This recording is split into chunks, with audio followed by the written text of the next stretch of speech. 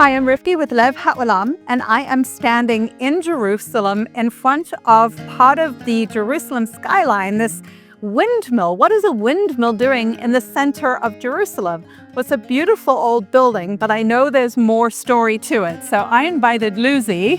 The situation in Yerushalayim is very, very bad. And being outside of Yerushalayim at night is a very dangerous thing.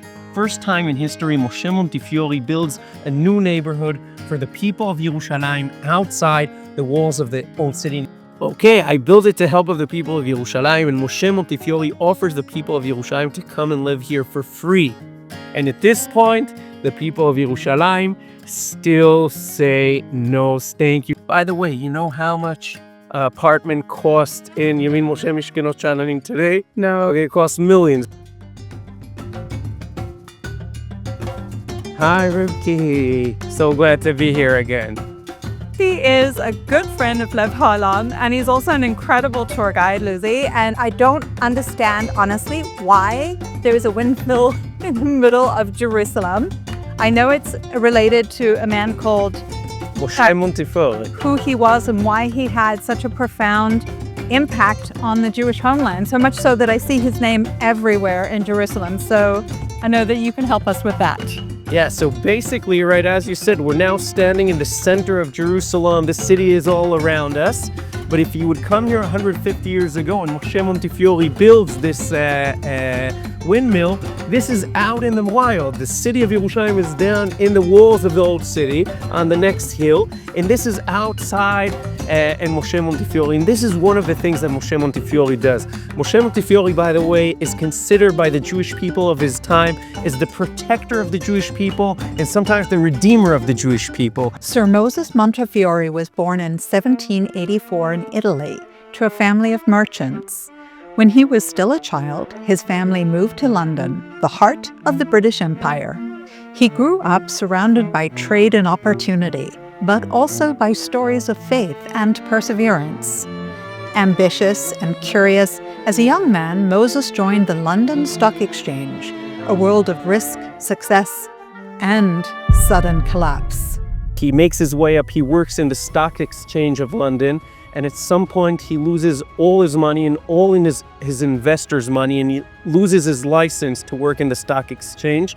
But he works his way up from the ground again, working again and recreating his position and getting the money back and paying back all his debts. And at some point when he's only in the age of 40, he's so successful that he decides to finish this period in his life and start working just as to help the Jewish people all around the world.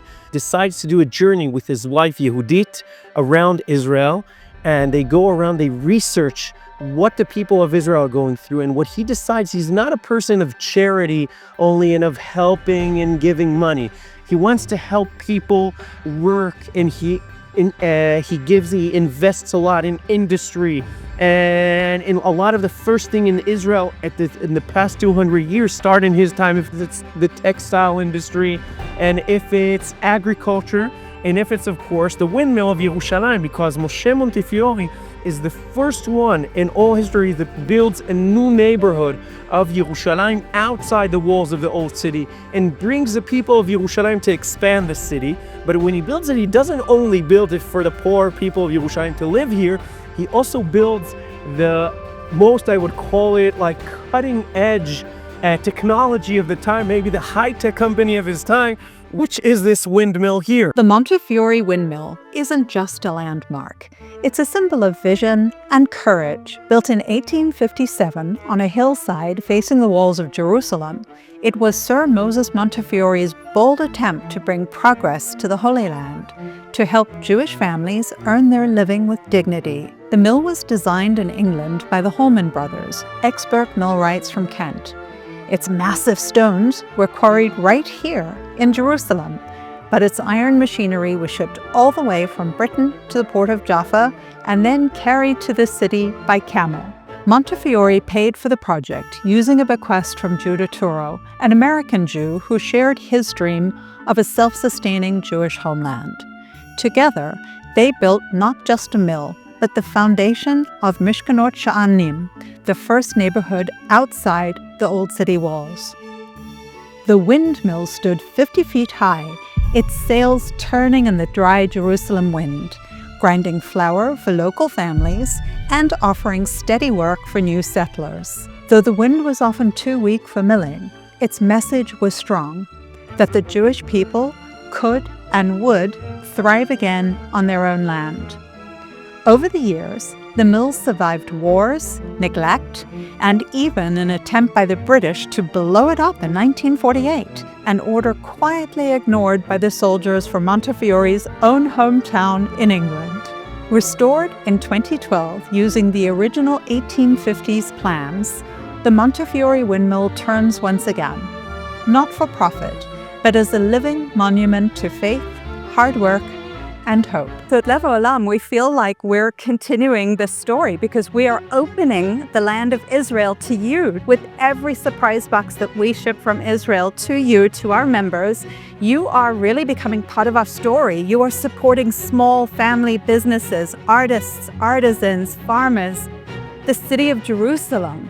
Imagine opening a surprise box that's filled with this, with the spirit and the soul and the stories of the holy city of Jerusalem. If you, like me and us at Lev Haolam, are as inspired by Jerusalem as your heart could hold, then click the link in the comments, check out how to become a member of Lev Haolam and become part of our living story of Jerusalem. A lot of what we see around us today in Yerushalayim, 5 neighborhoods have his name because he helped building them in the center of Jerusalem.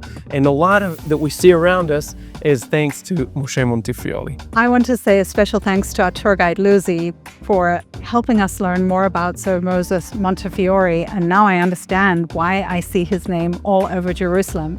If you are as inspired as I am, drop a heart in the comments and let me know, especially if you'd like to go and explore some of those Montefiore neighborhoods in Jerusalem. I'm finishing our tour standing here in the windmill. And as you can see, as all things in Israel, this has evolved too. It's no longer making wheat, but rather it's a winery for the Jerusalem Vineyard Winery, which is really very cool. So I'm thrilled to have learned more. If you want to learn more about Lev Haolam, you'll see a link in the comments. Just click the link. You can find out how you can become a member of Lev Haolam and participate in writing the next chapter of Israel's story.